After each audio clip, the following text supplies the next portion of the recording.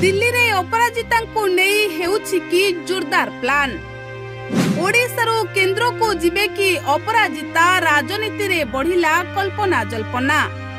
मंत्रिमंडल अदल बदल को नेई नुआ समीकरण चर्चा रे ओडिशा राजनीति रे पुणी थरे बढ़िछि चर्चार पारद।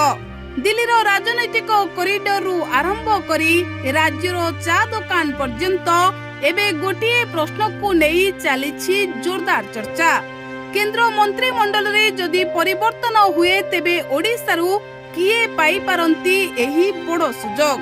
एही आलोचना मध्यरे बारंबार सामना को आसुछि भुवनेश्वर सांसद अपराजिता षडंगी ना।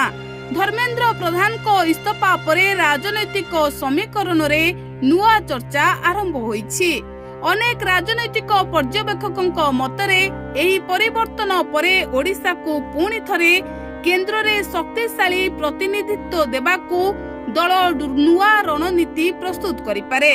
जदिओ एने कोनोसी आधिकारिक सूचना आसी नाही तथापि राजनैतिक महल रे आलोचना थबिबार ना नेउ नाही। अपराजिता षडंगी गत किछि वर्ष मध्यरे निजर सक्रिय राजनैतिक भूमिका पाई स्वतंत्र परिचय सृष्टि करिसंती। संसद रे विभिन्न प्रसंग उठाइबा हेउ कि लोकंक समस्या को नेई नियमित प्रश्न प्रचारिबा हेउ तांको कार्यशैली अनेकंक नजर आकर्षण करिछि।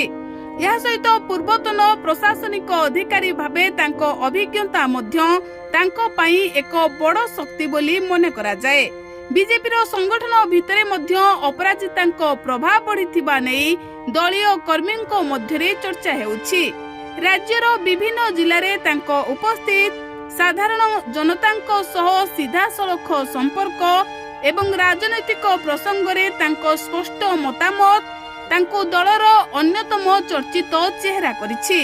एपटे दिल्ली रे केंद्रीय नेतृत्व भविष्यत राजनैतिक रणनीति को नहीं लगातार बैठक करुथिबा नै मध्य चर्चा हेउछि।